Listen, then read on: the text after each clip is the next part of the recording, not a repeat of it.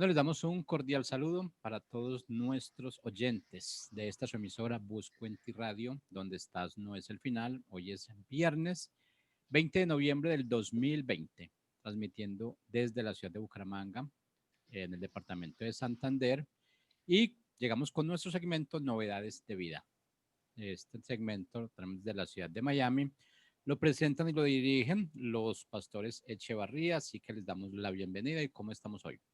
Muchas gracias por la bienvenida. Estamos bien, gracias al Todopoderoso y dando la pelea, echando para adelante. Y bendecimos a nuestra audiencia, a todos los que se conectan a este emisor, en un programa o en el otro, donde sea.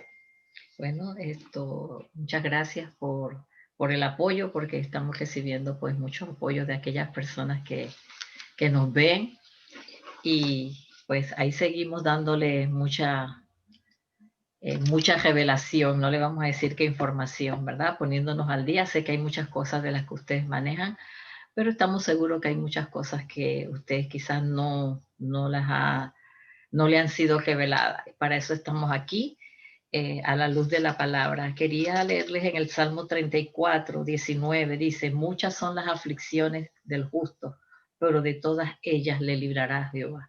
Así es que estamos viviendo tiempos en que hay muchas aflicciones, y ustedes dirán, bueno, ¿y ella por qué no habla eso? Porque es la realidad que estamos viviendo, pero esas aflicciones son pasajeras. Y Él nos llama justo. ¿Por qué? Porque fuimos justificados a través del sacrificio del Mesías. ¿Y qué es la justificación? La justificación es que aunque yo era culpable, ¿verdad? Él tomó mi lugar, Él me absolvió.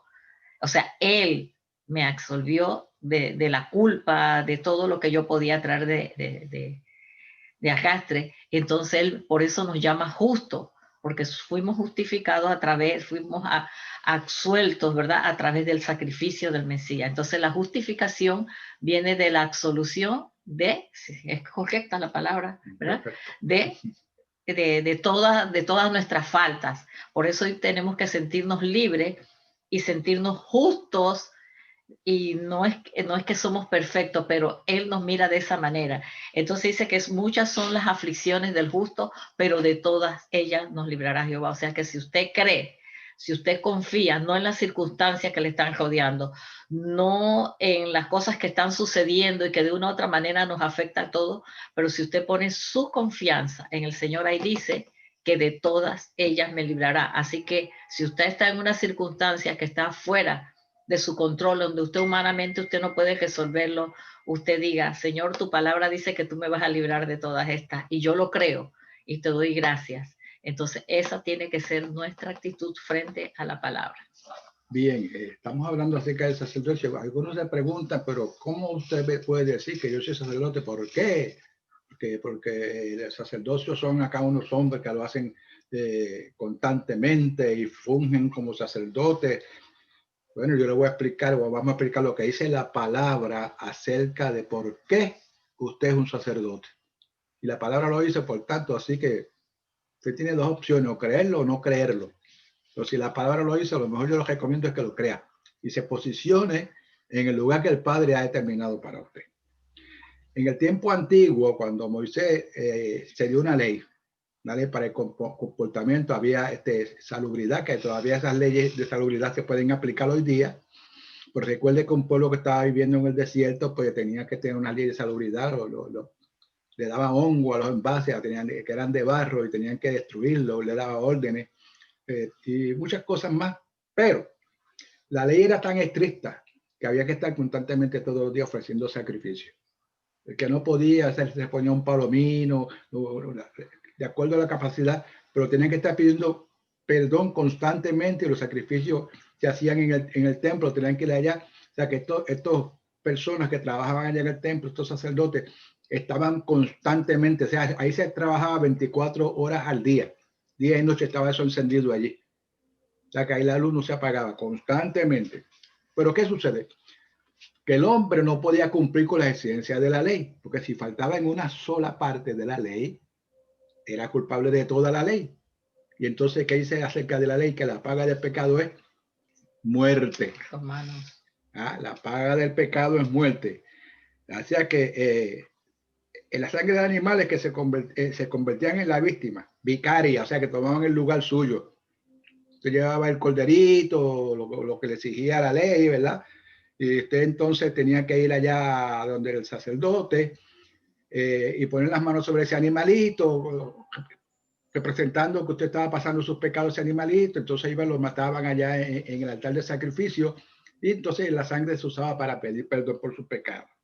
Y esto era un proceso en el antiguo pacto. Recuerde que cuando el Señor llama a Abraham, el Señor hizo un pacto con Abraham allá en Génesis, creo 15, al final por allí, hizo un pacto con Abraham. Y en ese pacto dice que a Abraham le cayó un gran sueño y el Señor pactó con Abraham. Y este fue un pacto de sangre. Ese pacto quiere decir que si yo me comprometo a hacer algo, si yo hago algo, tú también estás obligado a hacer la parte que te corresponde igual o mejorarla. Entonces, en un momento dado, el Señor llama a Abraham y le dice: Abraham, sacrifícame a tu hijo. Oiga, eso no es fácil. Pero dice la palabra que Abraham creyó que aún desde las piedras el Señor le podía devolver a su hijo. Había una promesa sobre ese hijo, ¿verdad? Y había una promesa de voy a engrandecer y multiplicaré tu simiente. ¡Wow! Terrible, ¿verdad? Y entonces Abraham y Sara, pensando que esto ya estaban viejitos, que no iba a suceder, antes de eso, ¿verdad? Él tomó a Agar, la sierva, para que continuara la promesa que el Señor hizo, pero no era ese, era con Isaac. Bueno, allá creyó, su hijo que nació de Sara y de él, lo lleva al monte, a Moriah. Cuando lo amarra, cuando le pregunta ¿dónde está la víctima?, ¿verdad?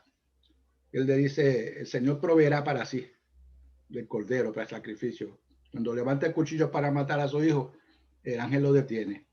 Y vio detrás de él un carnero, no una oveja, vio un carnero enganchado allá en la cama, y eso fue lo que sacrificó.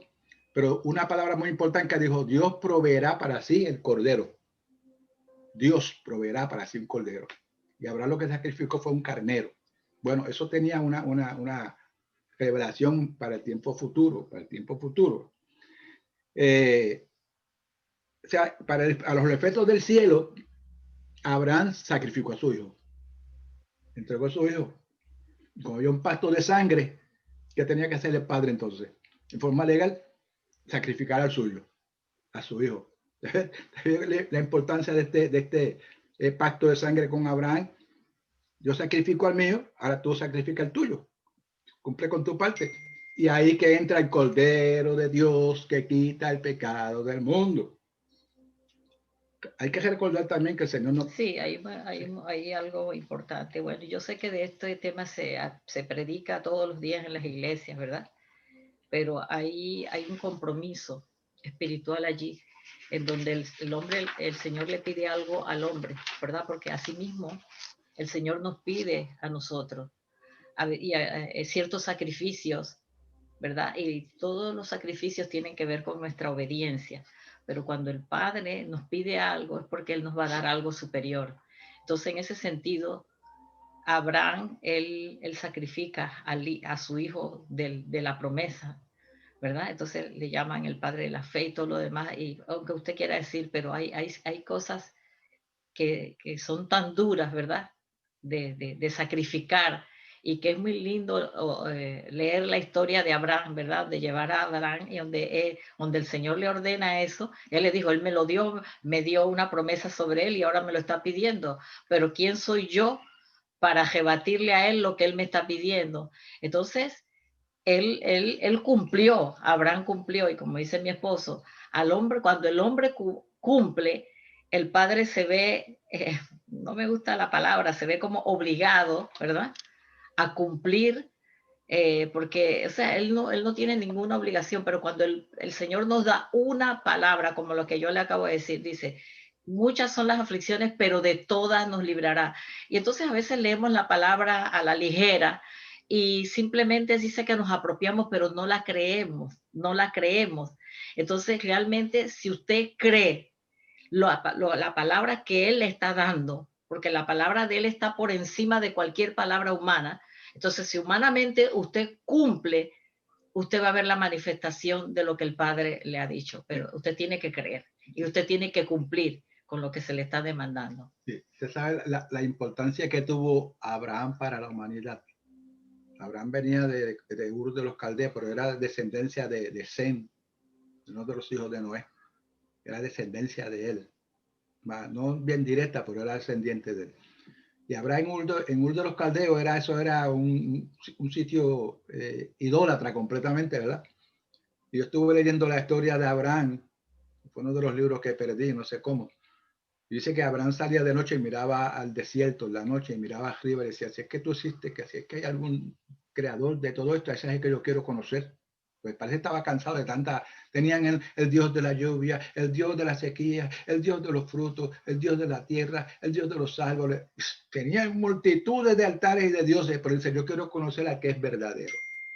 La importancia de esto es que cuando en el Edén el hombre le entregó en bandeja de plata el mundo al enemigo. Entonces el creador no podía venir aquí a intervenir, que el enemigo le dijera, adiós, pero tú que eres justo, estás violando, esto es mío, esto me lo entregaron a mí. O sea, él no se va a dar el gusto, el enemigo no se va a dar el gusto de poder acusar al padre. Y el padre todo lo hace en forma legal, por eso es que él habla cuando Abraham está en el desierto. Él podía hablar, y si un residente de la tierra creía esas palabras, entonces le estaba dando autorización legal para que el enemigo no pudiera acusarlo. Qué tremendo, ¿verdad? No me puedes acusar porque estoy haciendo, porque Abraham, que es un residente de la tierra, ha creído en mí. Y ahí que entonces Dios hace un acuerdo con Abraham, un pacto, y por ese pacto es que llegó la bendición a toda la humanidad. ¿Cómo es que dijo Abraham de la bendición que iba a ser qué? Y mire esto, la primera representación del sacrificio humano que era tipo de lo que vendría el Mesías, que se sacrificó a sí mismo, en de que ya no era el sacrificio de un animal, sino el sacrificio de su hijo. Mire la connotación ya de lo que viene ahí del sacerdocio, ¿verdad? Donde era una vida, en donde iba a venir toda una generación. Fue capaz este hombre saber de que vendría toda una generación y que aún en su generación serían benditas todas las familias. No dice solamente al pueblo de Israel, habla, ¿Alguna familia nueva? dice a todas las familias de la tierra seríamos bendecidas, ¿verdad? Pero de aquel tiempo. No, llegamos hasta el día de hoy. Eso es infinito, ¿verdad? Entonces ese sacrificio fue tipo de lo que el Padre iba a hacer. Entonces, Adán en representación del hombre, ¿verdad? Le fue pedido su hijo y él obedeció. Entonces, a veces nosotros queremos del Señor, Señor, dame esto, dame lo otro, dame, pero no queremos sacrificar absolutamente nada.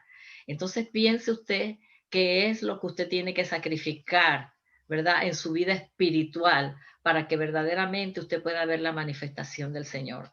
Entonces, ¿qué tiene usted que sacrificar? ¿Y qué sacrificamos en el altar? Como dijimos los sacerdotes, lo que nos sirve, el orgullo, la soberbia, la falta de perdón, la arrogancia, ¿verdad? El creer que nos merecemos todo y el darnos el lujo de estar con el dedo acusador acusando a los demás, viendo los defectos y los pecados en los demás, sin examinarnos a nosotros mismos de lo que hay. Entonces, pongámonos en el lugar del sumo sacerdote. Antes de ir a la presencia del Señor a exigirle cosas y a pedirle esto, Señor, bendice esto, bendíceme lo otro, dame esto, dame lo otro, sáname de esta enfermedad física y todo lo demás. Primero examínese qué hay dentro de usted que usted todavía no ha sacrificado y que usted tiene que ponerlo en el altar del sacrificio como sacerdote para que eso suba como un olor fragante delante de la presencia del Padre y el Padre entonces pueda manifestarse aquí en la tierra. Bueno, llega el tiempo de más adelante, ¿verdad? En el año, por allá por el año 33, bueno, fue en el año, dice ahora que hay problemas con el calendario y que el Señor pues nació en el año 6, antes de eso era cristiana, sea lo que sea, nació. ¿Y para qué apareció él? Para expiar los pecados de la humanidad. ¿Okay? Y cuando dice la palabra, dice que él dijo, ¿y qué me da? Dice, te doy por herencia a la humanidad. Y él nos miró y miró a todos los hombres y dijo, vale la pena morir por ellos. ¿Eh? Porque el Padre le dijo, te lo voy a dar todo, todas las naciones, todo eso te lo voy a dar a ti, al Hijo. por obediencia. Y hay personas que dicen, pero ¿cómo sabía el Señor que él iba a morir? Todo lo sabía desde antes de la fundación del mundo. Él todo tiene un plan perfecto para la redención de la humanidad. Hay personas que se asocian con fábulas, a creer cosas, con vanas filosofías de hombres, hombres humanistas que tratan de buscar una explicación a Dios, pero no se relacionan con él. Entonces lo que dan, lo que explican, lo que traen a la gente son conocimientos puramente humanos, que ellos mismos se confunden, ¿verdad? Llegan los filósofos a Dios, pero no se relacionan con él. Entonces lo que dan, lo que explican, lo que traen a la gente son conocimientos puramente humanos, que ellos mismos se confunden, ¿verdad? Llegan los filósofos a Dios, pero no se relacionan con él. Entonces lo que dan, lo que explican, lo que traen a la gente son conocimientos puramente humanos, que ellos mismos se confunden, ¿verdad? Llegan los filósofos a Dios, pero no se relacionan con él. Entonces lo que dan, lo que explican, lo que traen a la gente son conocimientos puramente humanos. Una interferencia ahí. Llegan los filósofos a Dios, de lo grabado. No se relacionan con él. Entonces, lo que dan, lo que explican, lo que traen a la gente son conocimientos puramente humanos. Una interferencia ahí. Llegan los filósofos a Dios, de lo grabado. No se relacionan con él. Entonces, lo que dan, lo que explican, lo que traen a la gente son conocimientos puramente humanos. Una interferencia ahí. Llegan los filósofos a Dios, de lo grabado. No se relacionan con él. Entonces, lo que dan, lo que explican, lo que traen a la gente. Una interferencia ahí. Llegan los filósofos a Dios, de lo grabado. No se relacionan con él. Entonces, lo que dan, lo que explican, lo que traen a la gente. Una interferencia ahí. Llegan los filósofos a Dios, de lo grabado. No se relacionan con él. Entonces, lo que dan, lo que explican, lo que traen a la gente. Una interferencia ahí. Llegan los filósofos a Dios, de lo grabado. Bueno, seguimos. Disculpen, hubo algo ahí. Un problema técnico. A veces están fuera de fuera de nuestro control humano, pero seguimos sí. este tema interesante. Sí, seguimos con este tema interesantísimo. Bueno, entonces, ahí se quedó grabado en la mente de todo el mundo lo que dijimos, ¿verdad? Porque se repitió una y otra y otra Entonces, vez. para los tiempos de Abraham, acuérdense que todavía no estaba establecido el sacerdocio. No estaba establecido el sacerdocio formalmente. Pero ¿sabe por qué vino el Señor establecía eso? Cuando el hombre rechaza el gobierno directo del Señor, es que surgen los sacerdotes, ¿okay? Los profetas que ejercían la función de ser mediador entre el Padre y los hombres. Era un sacerdote. Entonces, Abraham vino a representar en cierta forma no la línea levítica, ¿verdad? Que eran los sacerdotes, sino vino a representar a ese sacerdote humano como usted, que somos el hombre corriente, que somos usted y yo. Él vino a representar ese sacerdocio. Entonces, ya mirándolo desde atrás, nos damos cuenta que de una u otra manera ya el Padre en las Escrituras viene un mensaje, ¿verdad? Allí viene un mensaje que hay que verlo desde el punto de la revelación. Entonces, sigamos. Bueno,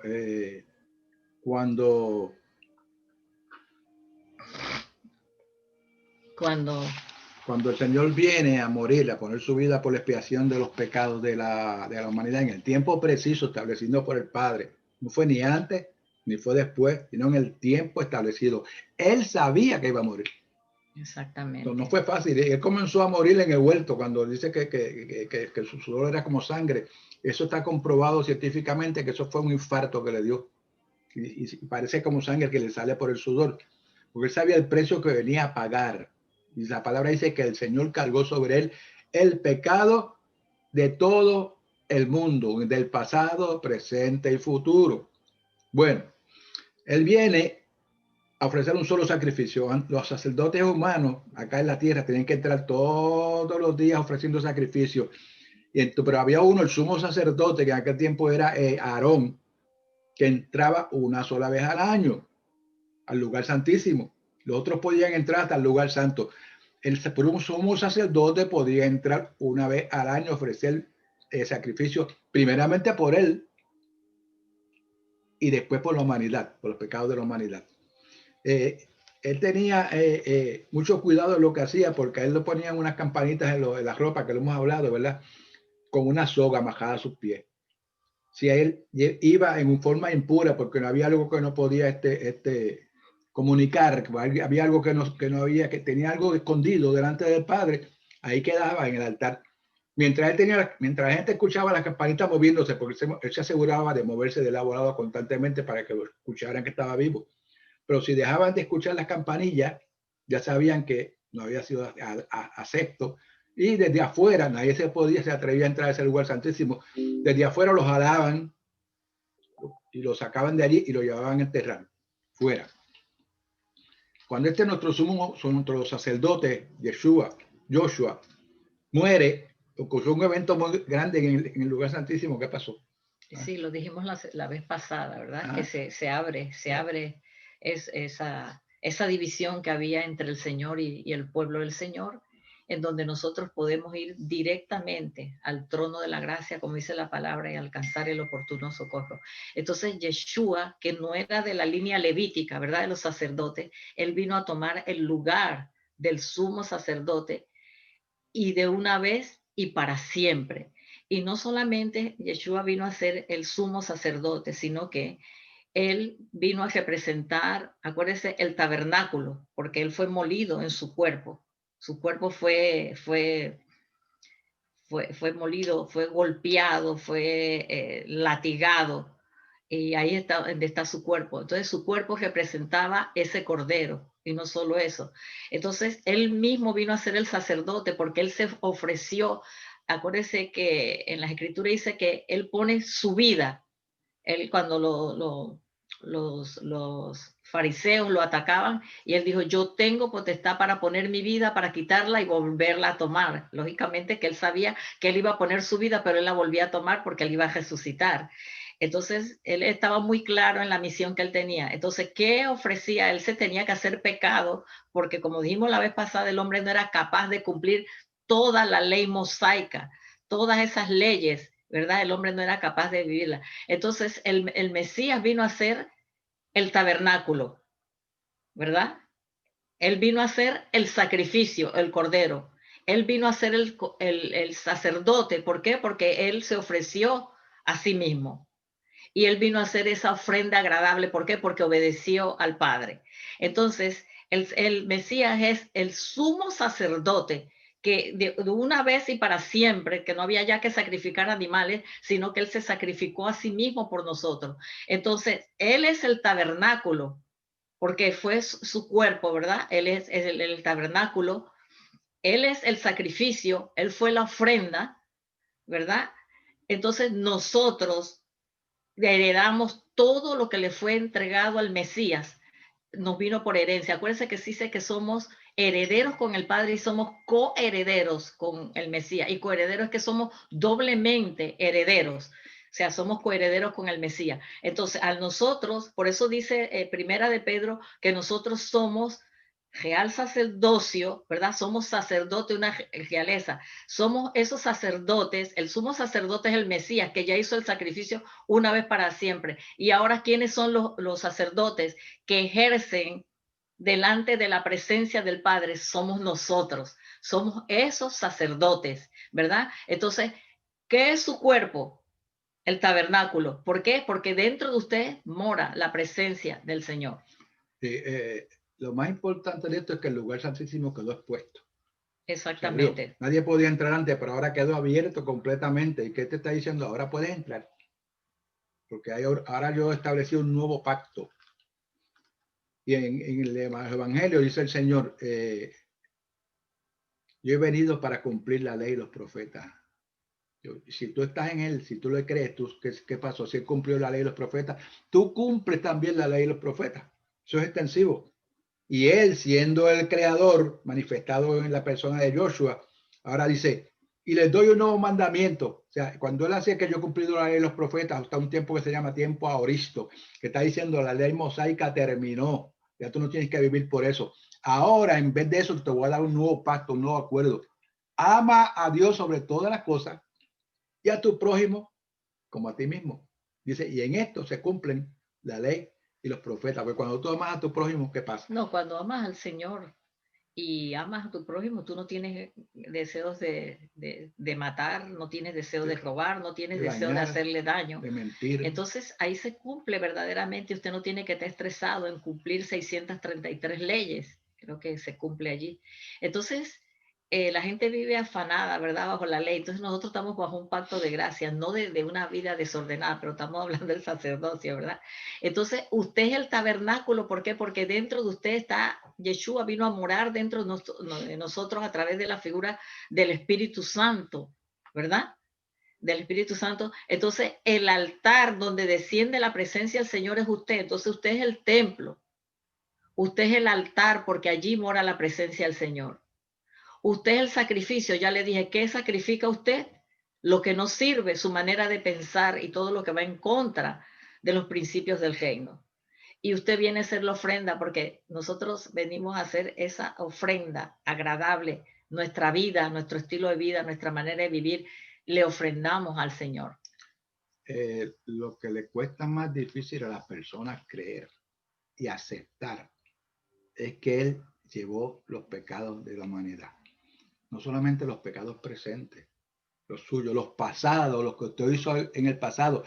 Pero hay personas que no aceptan esto, entonces viven atados, es como un ancla que los mantiene atados al pasado. Exacto. Entonces todos los días están, ay Señor, perdóname, porque lo que yo le hice a fulano, eso fue hace 20 años, y Señor, perdóname. Oiga, el Señor lo perdonó, pero le cuesta trabajo aceptarlo.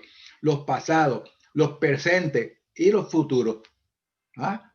También la sangre de Joshua cubre todos los pecados pasados, presentes y futuros. Puede creerlo. Mírese cómo él lo ve, dice la palabra que él nos ve puros y sin mancha delante de su presencia. Y justificado. Y acuérdense que en Isaías 53 dice, Él llevó, es pasado. No dice que Él llevó nuestros pecados. ¿Verdad? El no aceptar eso, la gente lo que está haciendo es limitando el poder del Señor, que es eterno. O sea, tú puedes perdonar mis pecados pasados, pero ahora perdóname ahora los de hoy. Dice que Él llevó todos nuestros pecados. Entonces, nos perdonó. Entonces, ¿quién es el que ofrece sacrificios todos los días? Es usted, que es el sacerdote.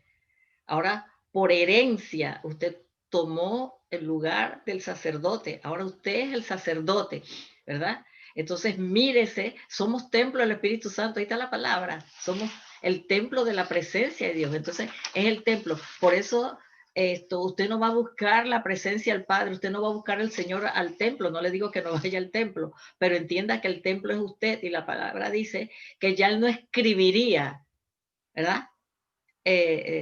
Sus leyes, Él no las escribiría en piedra, ya no las escribiría, ahora la escribiría en nuestro corazón. Significa que a través de nuestra comunión con el Espíritu Santo, tenemos comunión con el Padre y Él nos revela a cada uno lo que Él quiere que nosotros le obedezcamos. Esto no es así. Él tiene una comunión muy personal con cada uno de sus hijos, porque todos no tenemos que corregir las mismas cosas. Entonces, como sacerdote, usted cada día va a la presencia del Señor, que reconociendo que todo lo que usted es, lo que tiene y lo que representa, se lo debe a Él, porque todo lo que hemos recibido por herencia a través del Mesías es a través de su sacrificio. Entonces, usted no es dueño ni de su propia vida, usted no es ni dueño de su propia vida, somos de Él y para Él. ¿Para qué? Entonces, ¿qué ofrecemos cada día como sacerdote? Nuestra vida, nuestra honra, un corazón agradecido. Pero usted tiene que entender que Él terminó con el antiguo sistema de sacrificios y estableció un nuevo pacto sobre mejores promesas. ¿Puede creerlo? Mejores promesas. Ahora sus leyes no son unas tablas. Exacto. No están, usted no tiene que cargar como unas tablas de piedra y ponerlas allá y mirarlas. Hay personas que tienen eso ahí, lo tienen como un ídolo, que lo adoran. O abren las escrituras y están allí. No, eso es bibliomancia. Sí. Esas leyes ahora están escritas ¿dónde? Están escritas en nuestro corazón y no hay necesidad de continuo sacrificio diariamente. Él dice esa palabra que dice un sacrificio de una vez y para siempre. Y con lo que aparte que le corresponde a usted aceptarlo, creerlo. Entonces, Tienen que leer en Hebreo, capítulo 9 de Hebreo, de los versículos 11 al 28, para que entienda esto. Entonces podemos ver por qué heredamos su sacerdocio. Porque dice la palabra que nos hizo reyes y sacerdotes de un nuevo pacto. Nos hizo. ¿Por qué le cuesta tanto a las personas creer eso? Y un pacto de vida, porque acuérdese que el pacto antiguo era un pacto de muerte, porque si usted la hacía, la pagaba, y era diente por diente, y si usted hacía algo, lo apedreaban, lo mataban, o sea, acuérdese que era un pacto de muerte, pero ahora es un pacto de vida, es una ley de vida, y por eso él dijo, cuando un nuevo mandamiento doy. Sí, pero también habló del nuevo pacto. El Mesías habló también del nuevo pacto. Entonces, él fue el mediador de un nuevo pacto, ¿verdad? Que es el pacto de vida en el que nosotros estamos viviendo hoy. Entonces, ya el tiempo se nos va. Es un pacto de gracia, recuerden eso, un pacto de Tenemos gracia. que hablar un poquito más. Entonces, recuerde que usted es el sacerdote. Recuerde que usted es el que ofrece cada día, pero usted ofrece ¿qué? Lo que nos sirve. Y la ofrenda es la obediencia a de su propia vida que usted vive de acuerdo a la palabra que le está siendo revelada. Entonces acuérdese que usted es el templo donde mora la presencia del Señor. Usted es el altar, ¿verdad? Porque ahí es donde usted sacrifica cada día. Entonces, usted es el sacerdote, el altar, el sacrificio y la ofrenda. Usted. Bueno. Será hasta el próximo martes, donde estaremos extendiendo más, profundizando más sobre este tema, porque es muy, muy, muy interesante. Exactamente. Mi esposa le adelantó un poquito ahí, ¿verdad? Pero vamos a hablarlo con más claridad para que usted lo meta dentro y entienda lo que hizo el Creador por usted. Será hasta el próximo martes.